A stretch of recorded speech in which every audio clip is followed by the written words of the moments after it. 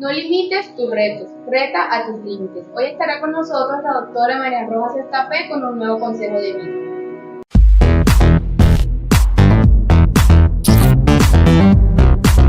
Buenos días, Cristina. Qué gusto.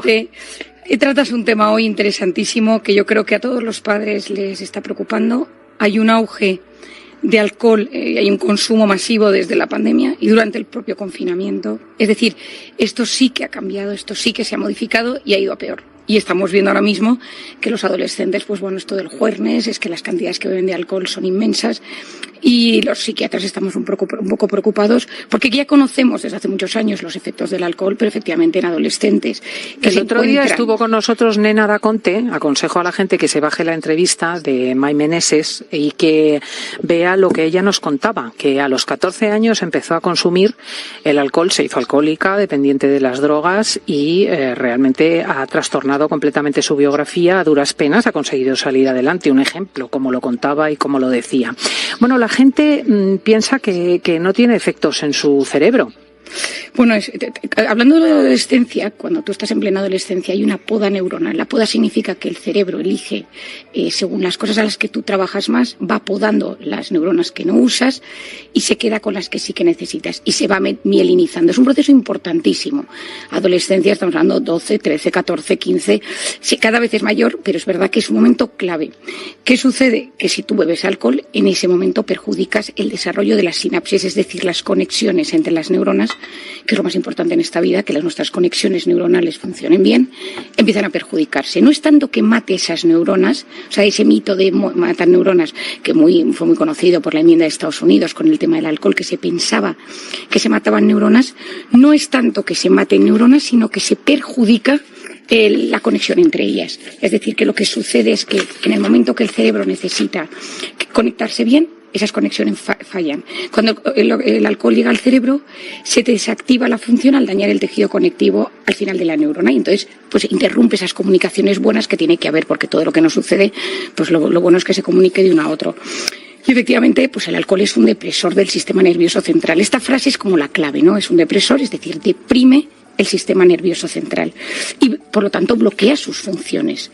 ¿Qué es el alcohol? Es etanol, que es una molécula que encima en medicina se estudia muchísimas cosas porque también tiene pues beneficios para otros aspectos, pero las moléculas de etanol son tan chiquitinas que sí que entran en el cerebro, es decir, tienen la capacidad de atravesar la barrera hematoencefálica, que es la barrera que separa el cuerpo del cerebro y que es fundamental que funcione bien. Esto, por ejemplo, es muy importante en los embarazos, cuando tú tomas algún tipo de medicación o cómo es la barrera hematoencefálica, para que sepas que si llega al cerebro esa molécula o no llega. Bueno, pues el etanol llega y llega mucho. ¿Y qué pasa? Que cuando llega al cerebro se va a producir un aumento de endorfinas y de dopamina, es decir, hay una sensación placentera instantánea. Pero producen en la persona que lo toma relajación, sedación, una cierta euforia y desinhibición. Y hay dos sustancias que están ahí muy metidas que se llaman el glutamato y las conexiones GABAérgicas. Esto que quizá los oyentes digan, bueno, qué cosa más compleja. Bueno, hay que saber que el glutamato, por ejemplo, tiene un papel crítico en la memoria y en la cognición. Es decir, el alcohol inhibe el glutamato y por lo tanto esa memoria y todas esas cosas funcionan peor. Y luego el alcohol inhibe la corteza prefrontal. La corteza prefrontal, que nuestros oyentes han oído mucho hablar de ella, es esa zona que se encuentra en la zona delantera del cerebro, que es la encargada de pensar, de planificar, de tomar decisiones, de decidir qué es lo que está bien, de lo que está mal. Bueno, pues eso lo desinhibe, es como que lo apaga. Por eso la gente que bebe, pues dicen que no mienten, claro, porque no tienes esa capacidad de manipular, esa capacidad de generar una estrategia, no puedes hacerlo, porque tienes el alcohol en tu cabeza que te lo está impidiendo.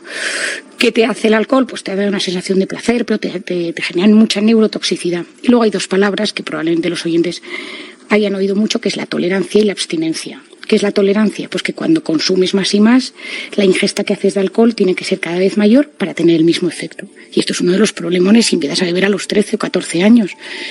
Ya que encima tu cerebro es mucho más vulnerable. Eres más pequeño, o sea, corporalmente no estás todavía preparado y por lo tanto esas cantidades de alcohol necesitas cada vez más. Y luego el síndrome de abstinencia, y es que cuando de repente dejas de consumir alcohol, llevas mucho tiempo consumiendo alcohol, pues a las 8 horas más o menos empiezas con un cuadro de ansiedad y ahí es donde vuelves a beber.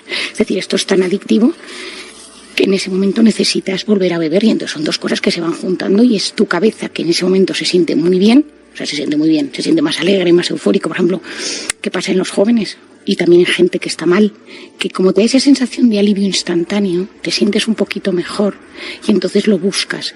Durante muchos años se decía, bueno, pues una copita te quita las penas, ¿no? El alcohol alivia las penas, etcétera. Es verdad que te quita instantáneamente, pero siempre deprime después. Siempre una sensación, sobre todo mal bebiendo, que esa sensación es como de tristeza, de angustia, de vacío existencial. Cristina, tú y yo hablábamos el domingo pasado del síndrome del domingazo, ¿te acuerdas? Sí, de cuando nos da la pena el domingo porque se acaba el fin de semana.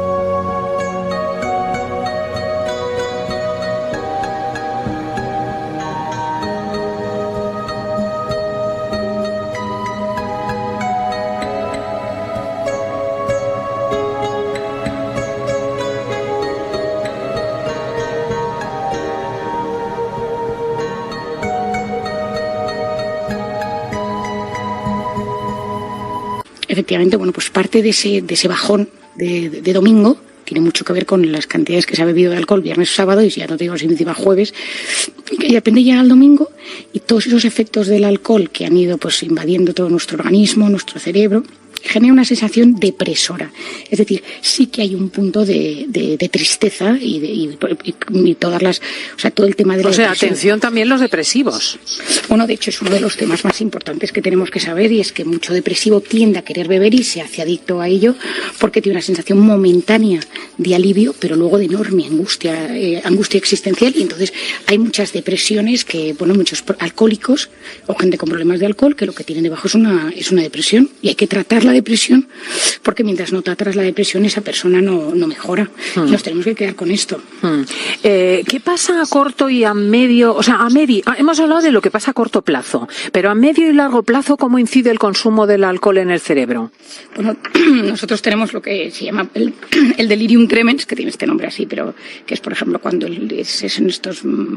cuando una persona ha bebido muchísimo y entonces el sujeto está desorientado, con un nivel de conciencia fluctuante y puede tener alucinaciones. Son cosas muy graves y te puedes morir. O sea, es de las cosas más severas en el tema del alcohol, los delirium tremens, y hay que tener cuidado. Luego tienes las alucinosis alcohólicas, que son cuando tienes síntomas psicóticos por una fuerte intoxicación. Y luego tienes los blackouts, las amnesias, que esto probablemente muchos de nuestros oyentes, o si no lo han vivido ellos, conocen gente que les ha pasado, ¿no? Que es pues una amnesia parcial o total mientras estaba ebrio. Esto genera muchísima angustia. Yo he tenido personas en mi consulta que debido a estos blackouts han tomado decisiones vitales, ¿no? Porque no sabes lo que hiciste, o te levantas en casas que no conoces, o con parejas al lado que no sabes cómo has llegado hasta su habitación, ¿no? Y esto pues en consulta yo lo he visto alguna vez.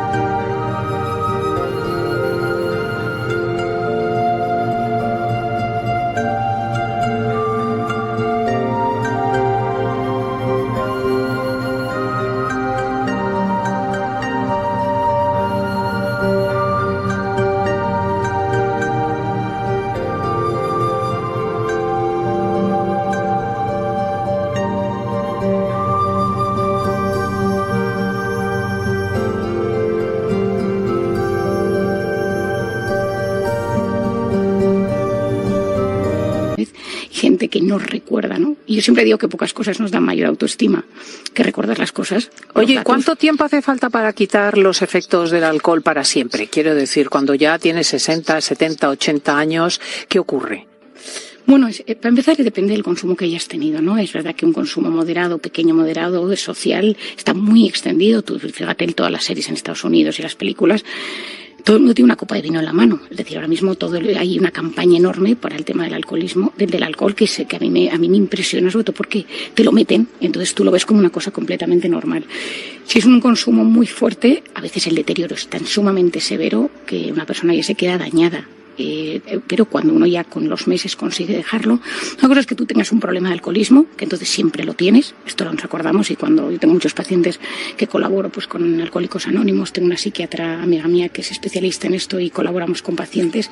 Estos pacientes tienen que saber pues que acercarse a un bar, ir a una boda es un factor de riesgo, es decir, cuando ya hay un alcoholismo instaurado, siempre tienes eso de fondo y siempre te vas a tener que cuidar porque tu cerebro, cuando tú estés mal, te va a pedir alcohol. Es como que te lo recuerdas. Hay una activación ahí, es muy importante esto saberlo.